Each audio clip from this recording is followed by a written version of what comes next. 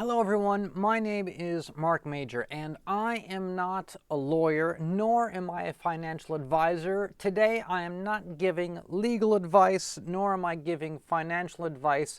I am in fact a real big toy collector who, in addition to showing off his collection of toys, likes to talk about current events within the toy industry space. And today's episode we're going to be doing exactly that as we explore not one, not two, not three, but four different lawsuits that Hasbro has been involved with in the last 10 years. This is going to be purely for entertainment value. As I said before, I do not offer any kind of legal attitude on this. We're just looking at what has come up in the headlines and musing upon it in kind of a fun way.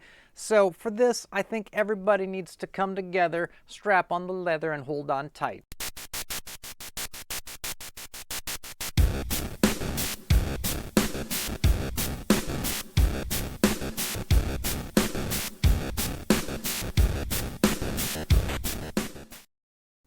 Now, some of you out there who enjoy watching the other YouTubers who cover the toy space probably know that Hasbro has a new class action lawsuit regarding securities fraud brought against them, and we're going to take a little look at that. Not much. I think a lot of people have covered it, and I think you kind of get the gist of it, but we're going to start with that. We're going to launch into that.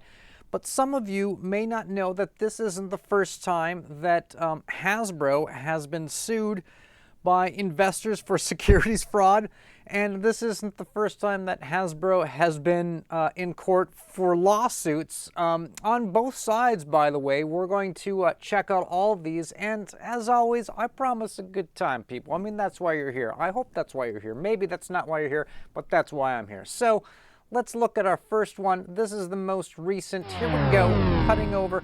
Now, if you do Google searches for any of these lawsuits, pages and pages and pages of websites will come up. If you're really into looking at these and digging deep and seeing more details, I always recommend you do your own research and accumulate your own knowledge on the matter. Nothing wrong with that.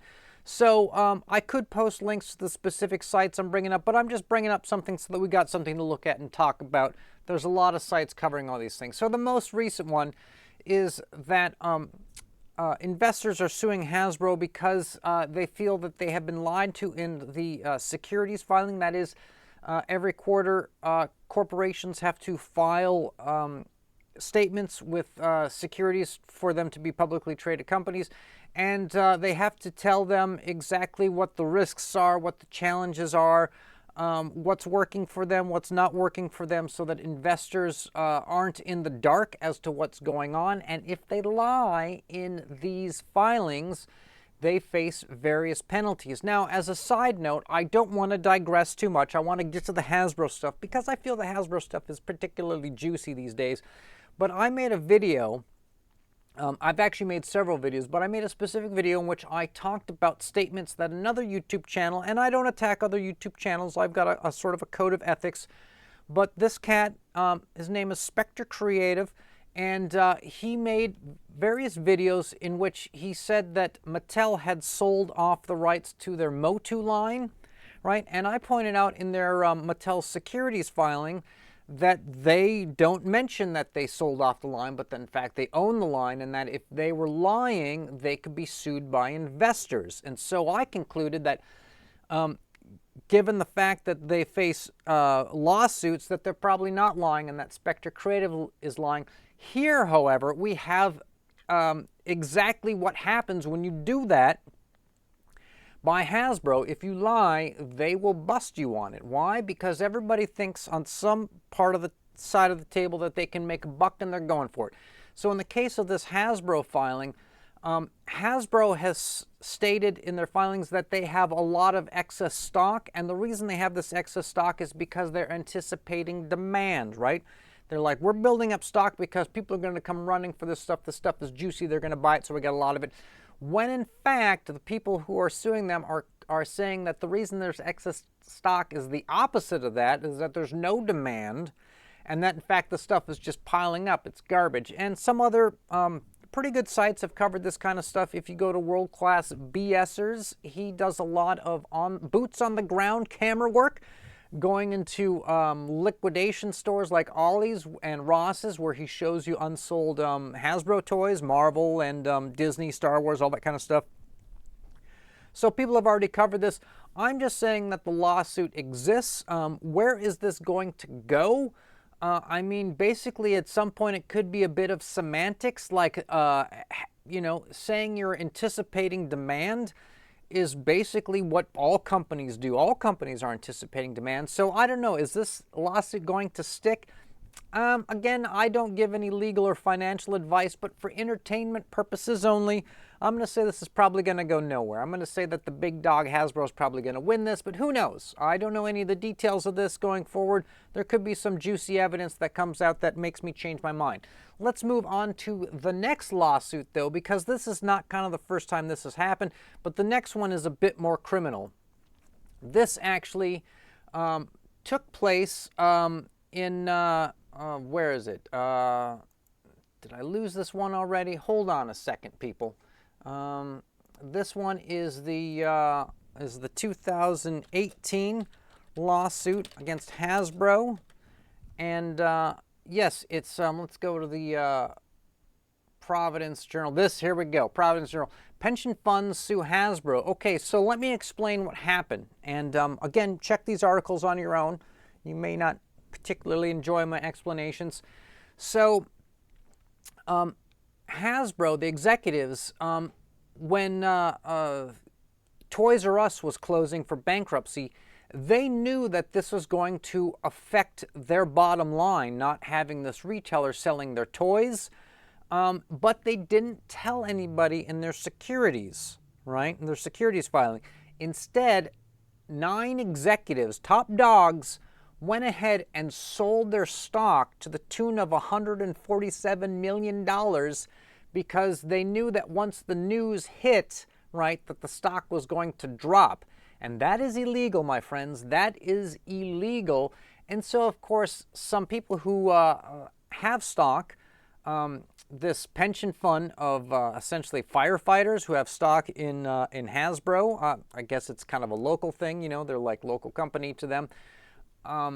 They have sued them. Now, I do not know the resolution of this case. I don't know where it went, but I can tell you this, and I think this is the reason to watch this show.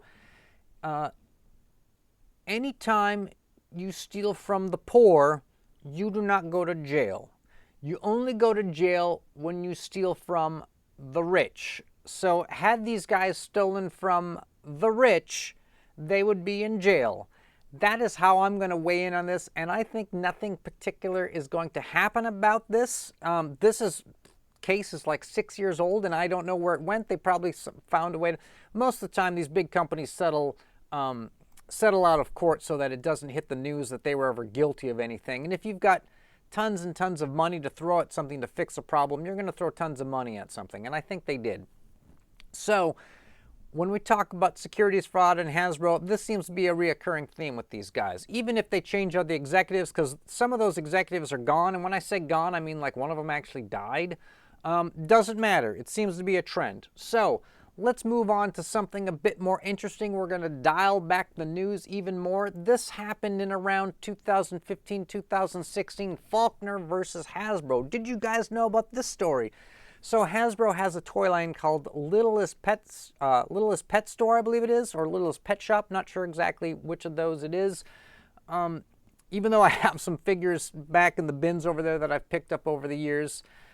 Apparently, Hasbro made a hamster character, and they gave it the likeness of a local New Jersey Fox News anchor, and they even used her name, right? But they did this without her permission. So she sued Hasbro for the tune of $5 million, saying you have appropriated my likeness. Hasbro, on the other hand, tried to counter with saying, well, you're a public figure, so therefore we can kind of use you, that sort of thing. If you read some of the articles on it, she's also upset that they, as part of the lawsuit, She's upset that they associated her name with that of a rodent, and I think that that is, I think that that may be kind of the heart of the lawsuit. Generally, most people, if you give them some money, they'll go away. They're down for anything. If you look at this Reuters article, they settled it out of court. I'm sure that they gave her probably not $5 million, but they probably gave her enough money to where she felt satisfied. And they quit making the hamster that looked like her and was named after her. I think that one's a lot of fun. Let's get to our last lawsuit, which is probably the most fun because it has some of the funniest elements to it. Hasbro, in this case, filed a lawsuit against someone. They're not being sued for a change. Can you believe that? It feels weird. I don't know what's going on, but this is much longer time ago. Well, this happened just after 2016, 2017. They sued DC Comics and Warner Brothers for trademark infringement on the character Bumblebee.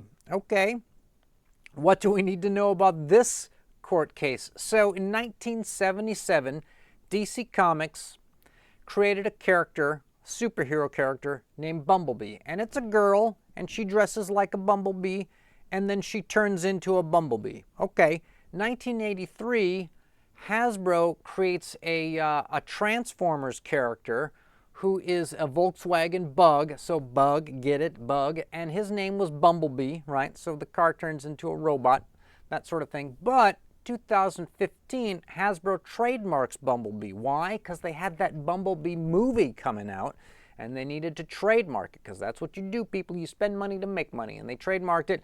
Once they did that, they filed this lawsuit against DC Comics so that they couldn't make a character called Bumblebee. Well, the judge decided that both sides could continue to make their characters and call them Bumblebee. Why? Because they figured that nobody would confuse a comic book character, and this is not like a B-level character, this is like a C-level character. A comic book character named Bumblebee that turns into a bumblebee who's like a little girl with a transformer. And it's pretty funny that if you think about it, both characters transform. That's the way I see this one. So those are the 4 lawsuits that I dug up just while trying to find some information on the most recent lawsuit. Is this exciting news to you guys, or do you not care? I get the feeling you care.